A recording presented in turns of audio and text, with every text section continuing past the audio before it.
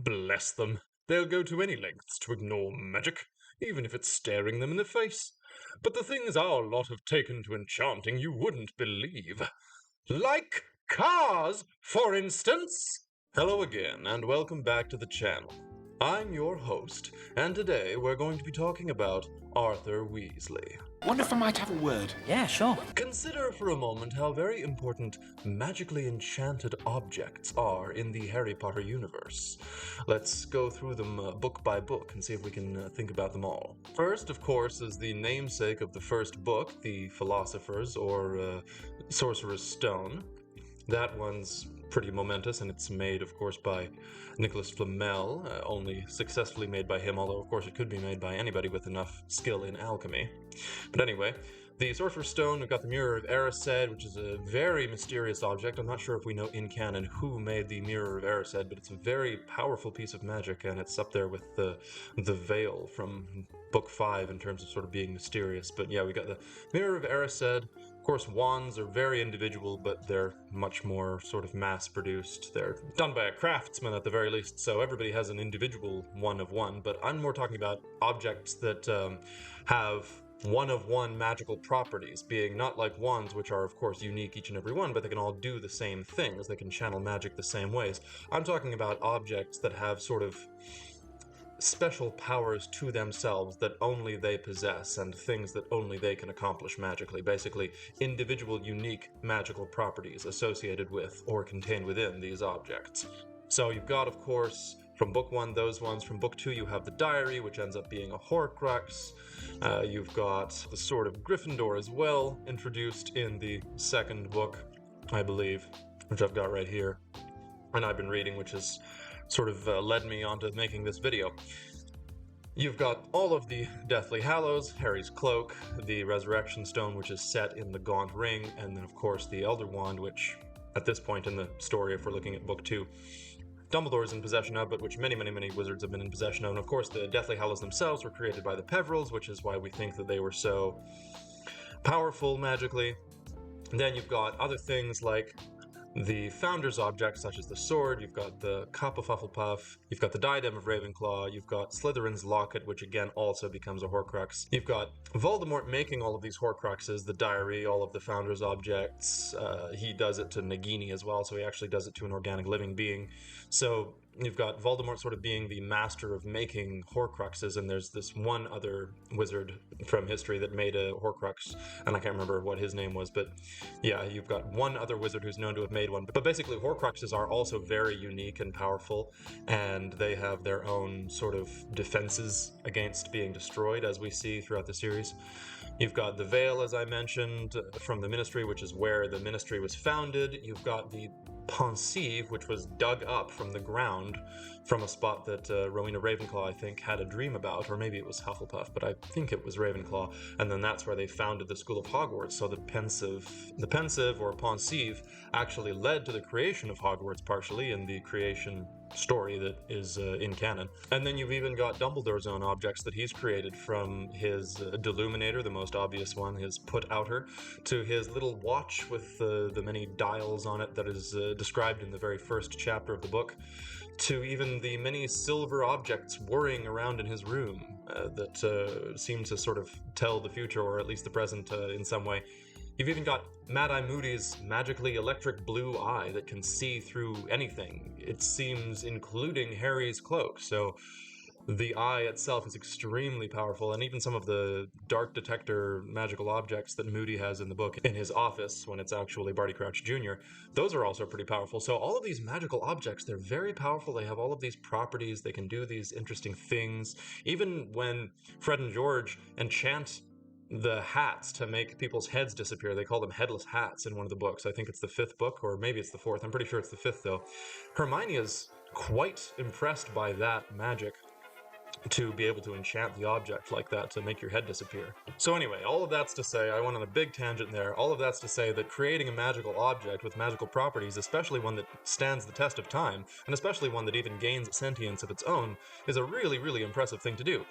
Sentience being a reference to, of course, the hat, the sorting hat that Gryffindor created, that was his own hat, that he imbued with all of the knowledge of all 4 founders of Hogwarts. So the Sorting Hat itself both has a mind of its own and a personality of its own, and it has sentience, but it also contains the knowledge and the wisdom of the four founders, which is why it's able to sort students. Anyway, as I said before, consider then how universally powerful the creators and or enchanters of these magical objects are considered to be.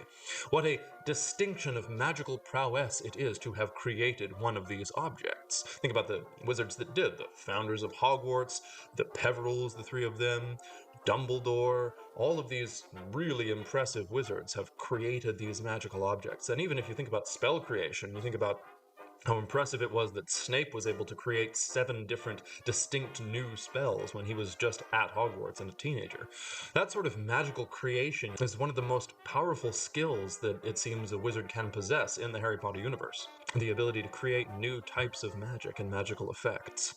There is, however, one more incredibly impressively enchanted object that I have failed to mention. One which you may have already guessed, which I'm about to talk about. One more piece of magic so specific and unique that it is, to me, just as impressive as most, if not all, of the objects that I have just listed.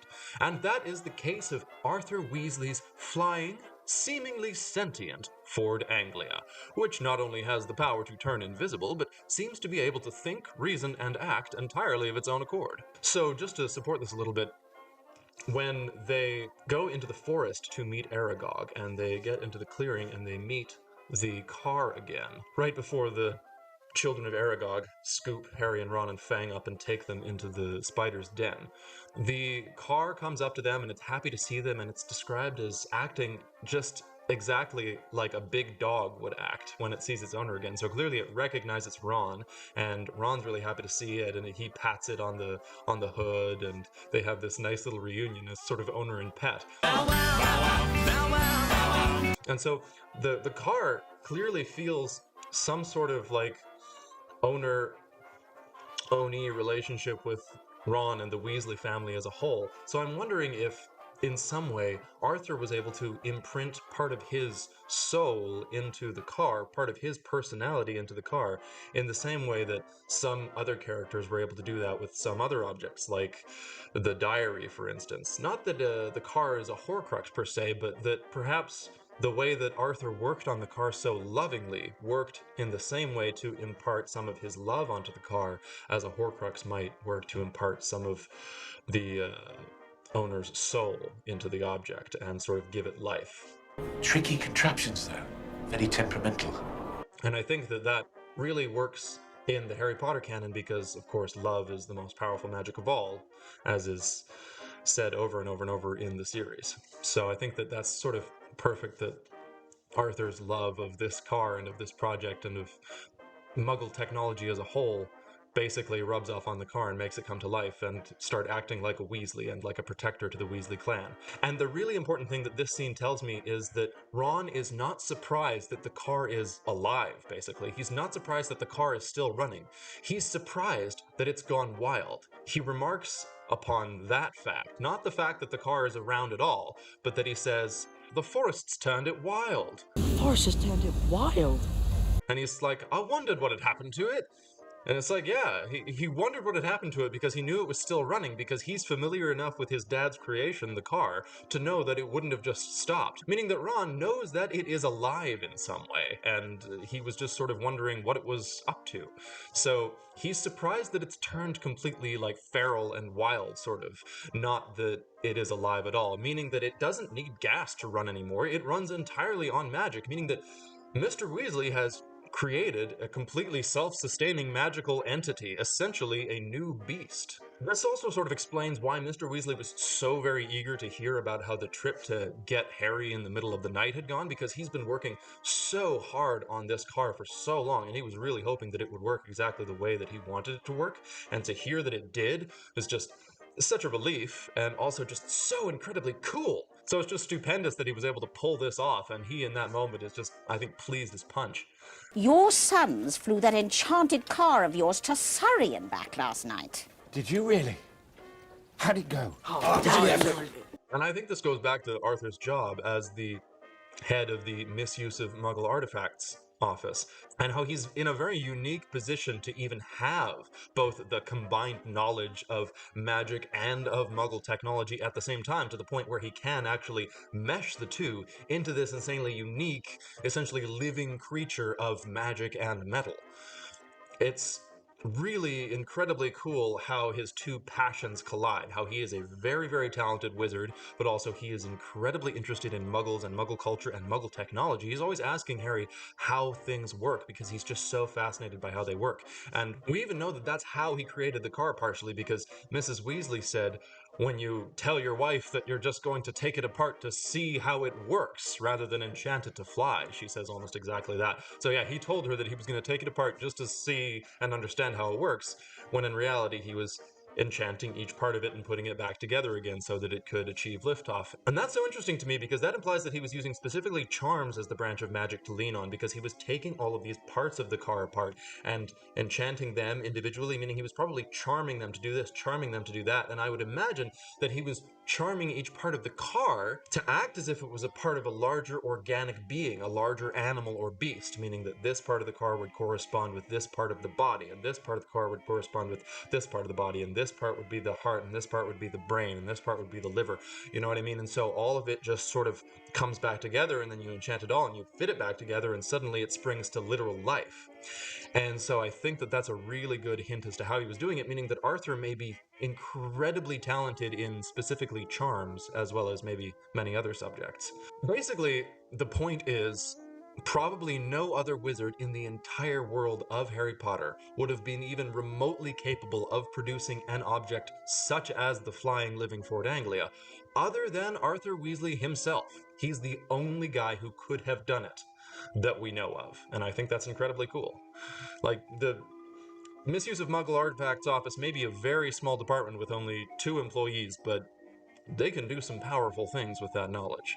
Arthur's ridiculously high level of magical prowess and talent and knowledge is also reflected in the fact that he's often mentioned basically doing work for other departments in the ministry that aren't his, like being called in to do extra hours for duties that you would not immediately associate with the misuse of Muggle artifacts office. Like, for instance, they're talking about in the second book that he's carrying out raids and he's going in each night to do all of these raids. What a night! 9 raids! 9!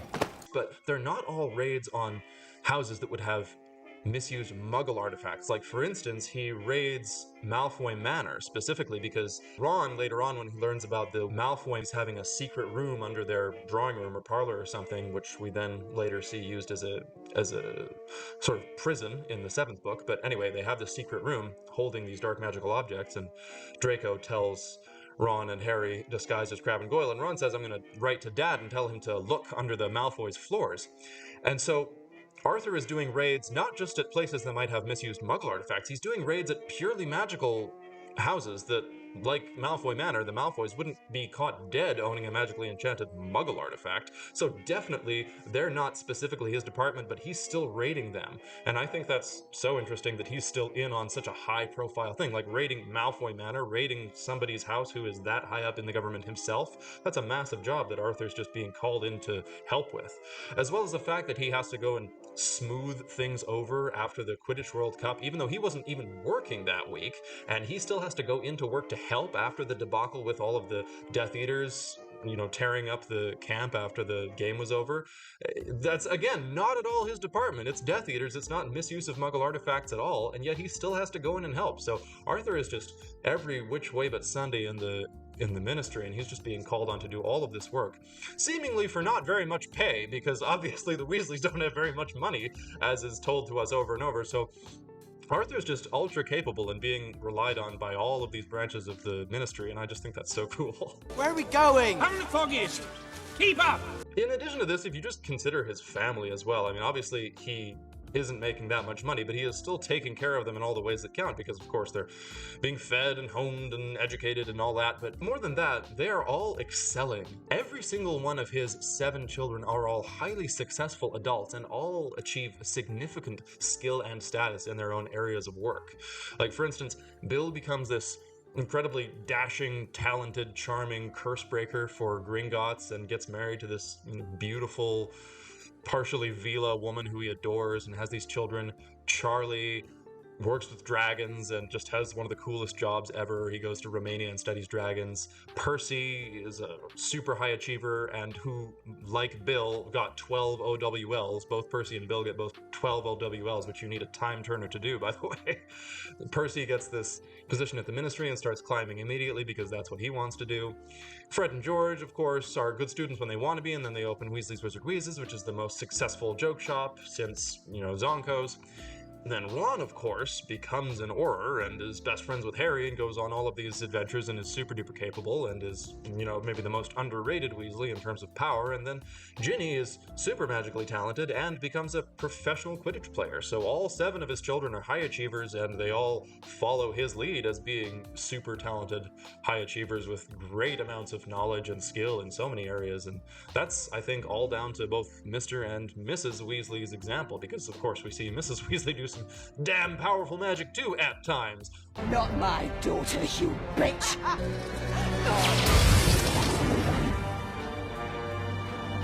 Anyway, all of this is really to say that, like Albus Dumbledore himself, Arthur Weasley is a wizard always willing to notice the little things that almost any other wizard might overlook, and that his knowledge of and skill with magic may in fact be comparable to some of the greatest wizards of all time in the Harry Potter canon, especially when it comes to enchanted object creation, one of the trickiest and most historically significant branches of magic there is. Thank you so very much for watching. I know this is a little bit of an unusual foray, but again, we're sort of branching out in different directions into different fandoms and trying new things out as we continue our usual series with the Disney films. Anyway, if you're still here, thank you so very, very much for watching, and I'll see you next week. Good night, good luck, and... Tell me, what exactly is the function of a rubber duck?